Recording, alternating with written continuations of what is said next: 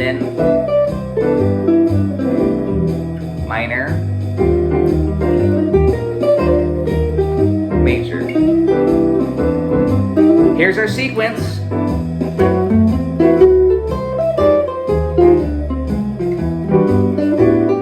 Again, C minor.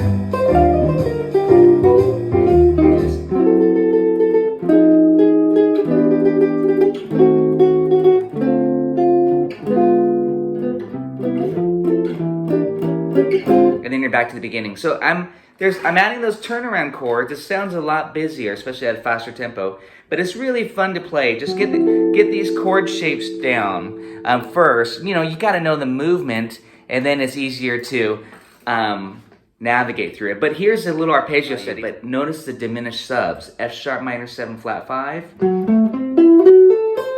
F minor 6, E minor 7, E flat dim, D minor 7, and diminished C major 7. And then now we're back to D minor 7 flat 5. E flat dim to D minor 7, and then that was D diminished 7. I don't know if I said it right. And then C major 7. That's again kind of very similar to Jangology. Play around with the direction. Instead of going up, you might go down.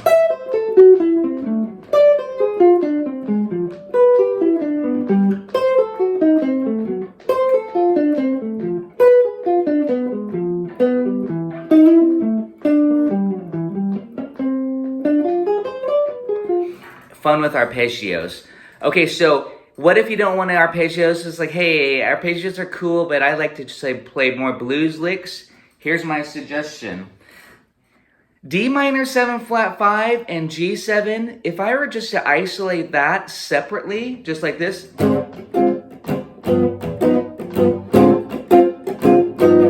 I would think, hey, that's a 2-5 in C minor.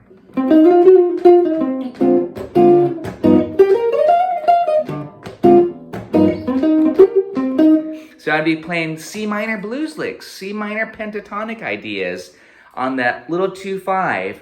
And then when it resolves to C major, I would probably go to the major sound and play C major pentatonic, C major blues. I mean, you can still do the C minor. It sounds more rock and roll. You guys can play along with me too, but listen to this. I'll just play chords. And it's just looping. D half dim. G7. And here's that pentatonic thing I was just talking about. Maybe play minor. And then major. Minor. Major. Minor. Major. Minor. Major. Minor. Major. Minor. Major. Minor. Major. Minor.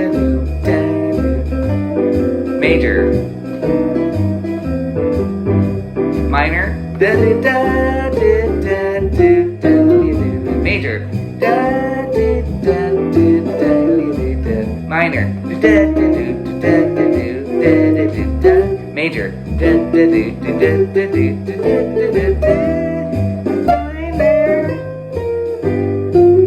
Major.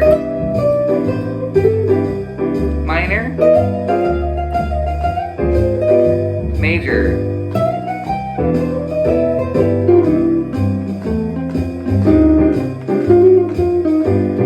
A minor.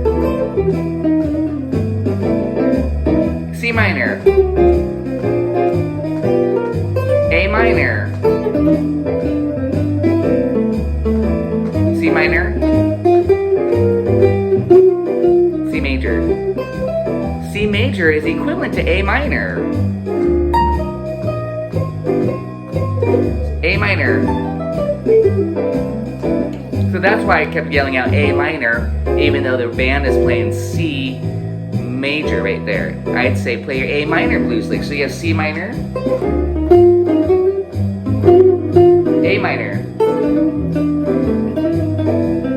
again C minor, A minor. And basically all I'm doing is moving my hand 3 frets.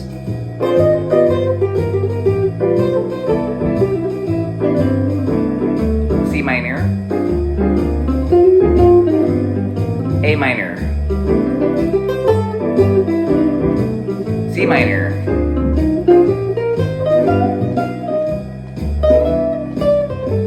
or you can think C major penta. C major penta is equivalent, so it's your choice. I just think it's a good idea to be able to stay in one position often, like this minor, major, minor. Try to keep your ideas flowing. Major, minor, major. Try to keep your motifs going through the changes instead of just moving your hand, of course, which is a quick fix, quick, easy trick. Let's try E minor now instead. So you got C minor to E minor penta. A little bit more modern-y jazz. C minor, E minor. I like that a lot, it's very sweet. E minor, C minor, E minor, C minor, E minor.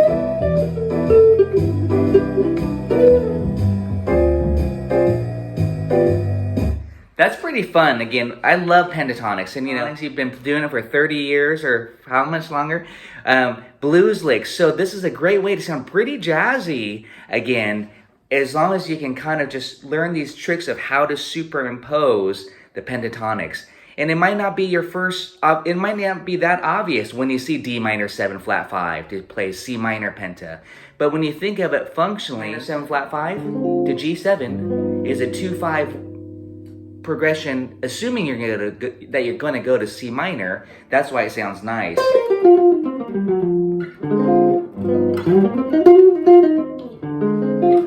To do that, but when it resolves to the major, then it's sweet to do the major.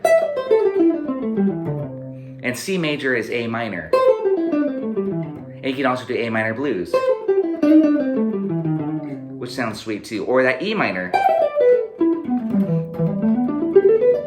E minor gives you that 9, that major 9. Again, I call it the girl from Ipanema sound. C major. It's very sweet, very pretty, that E minor penta. So again, I think there's another bigger lesson here, topic, pentatonics. If you need some pentatonic worksheets, I just came up with a lot more exercises. I know most of you are on my Patreon page there anyways, but I'm happy to send it to you if you want any pentatonic worksheets.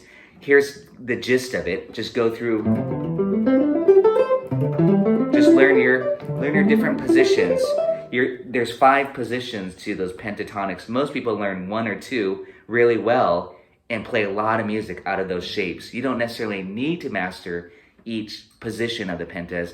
I just think it helps to connect the dots a little bit more. But that's the first 8 bars with some pentatonic things. There's one other pentatonic I really like that I want to share. I mean, there's more, but just one that I think works really well. And that's the same trick that I just talked about, is that D minor 7 flat 5. You think F minor 6 arpeggio. Well, now you can think F minor blues, F minor penta.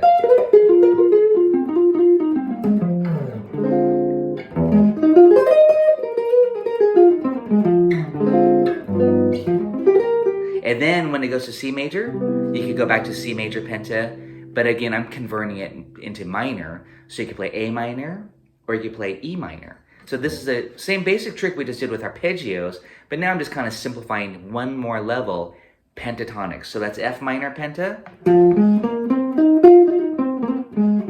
E minor, F minor, E minor. And try to leave that space like you're doing 2-bar phrases. F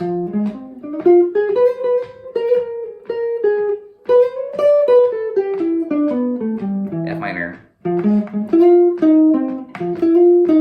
E minor. Let's hear what that sounds like. Maybe you guys can play along with me too. F minor, E minor. It starts just simple like this.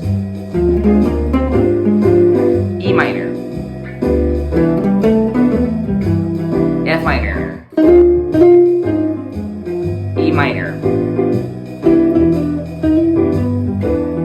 F minor penta, E minor, F minor,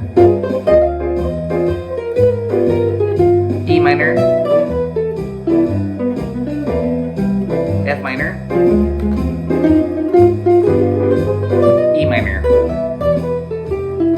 Here's a blues box.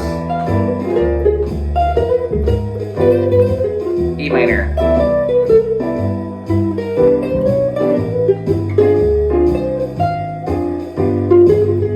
E minor,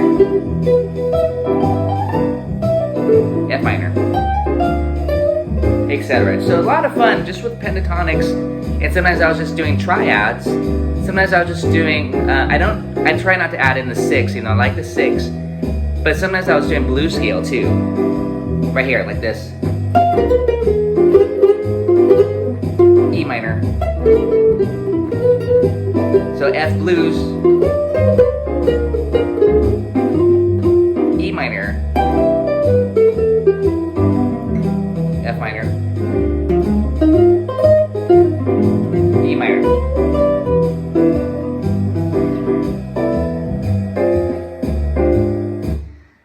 And then again, for the whole rest of that little progression, we could think more pentatonics again on that walk down, but I would just recommend, because it's just as much work as to navigate or playing those arpeggios, you might as well just arpeggiate face value. Of course, you can always add. It's really funny if you haven't thought about this. A minor pentatonic are 5 notes: 1, flat 3, 4, 5, flat 7. But a minor 7 arpeggio is 1, flat 3, 5, flat 7. They're only 1 note difference, so you just add 1 more note.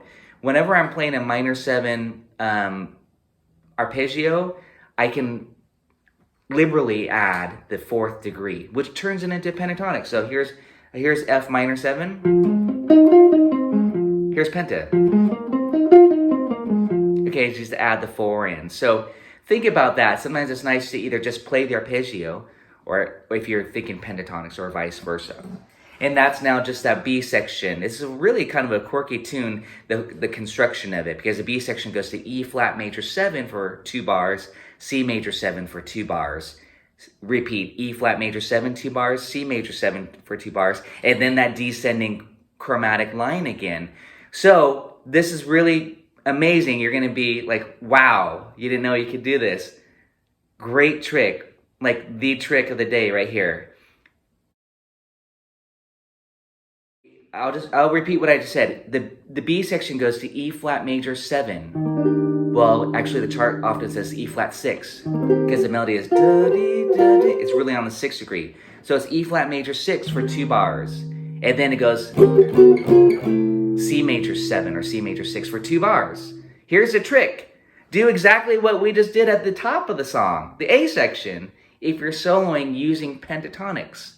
C minor pentatonic, C minor 7 basically equals E flat 6. 2 bars and then make it major. So we're doing nothing different essentially. And you got the whole song. If you can navigate through that half step walk down, the chromatic movement, you now have the whole song. So listen to the B section. Maybe just play the chords a few times, but then soloing wise, just do C minor penta and then C major penta. Or again, you could do the other option of thinking A minor penta if you prefer the minor. And or you can substitute E minor penta. Here's the B section just with chords. E flat 6, C C major 6 or 7, your choice. Again, I'm often going 7, 6, 7, 6 just for fun. Okay, let's try C minor. Major. And I said major, but that's taken all off of C. C minor. Major. I better say that again. Minor. Major. Minor. Major. Minor.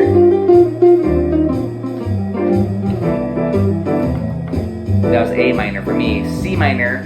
Da, da, da, da, da, da, da, major. Da, da, da, da, da, da. Again, C minor. Da, da, da, da, da, da, major. Did I say that right? Minor. Da, da, da, da, da, da, da, da, major. Da, da, da, da, da, da, da, minor. Da, da, da, ba. Major. Da, da, da, da, da, da, da, da, minor. Da, da, da, da, da, da, da, major.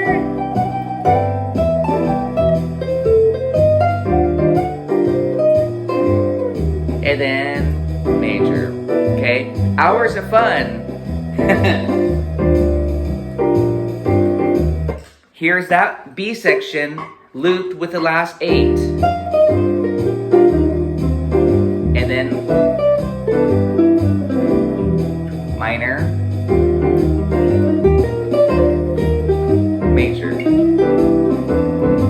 Here's our sequence.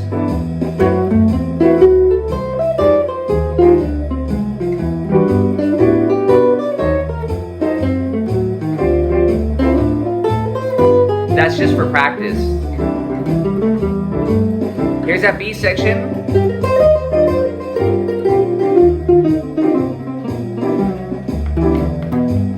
Again, C minor, not major, and arpeggios.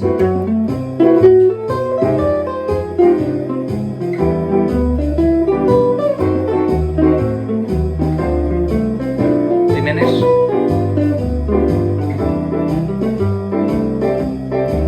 Minor.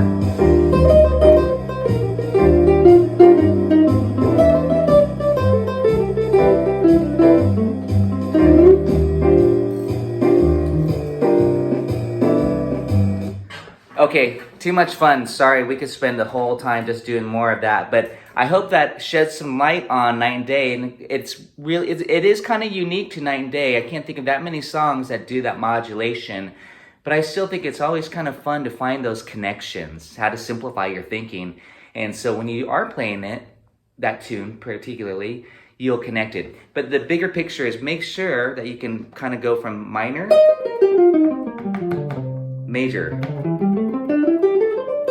minor, and just kind of be able to try to switch anywhere on the fretboard. Oftentimes people are always having to start from the bottom or on the top, but try to be able to just limit yourself to just the middle notes. For example, minor, major, minor, major. Don't be afraid of these little middle area there. And besides always going to the top string or the sixth string for reference, try to just limit yourself to just that little middle area and play in just the fourth and the third string, that little position, and really don't be afraid of that area so that you always have to kind of switch your lines at the top or the end of the instrument. Okay, let's go on to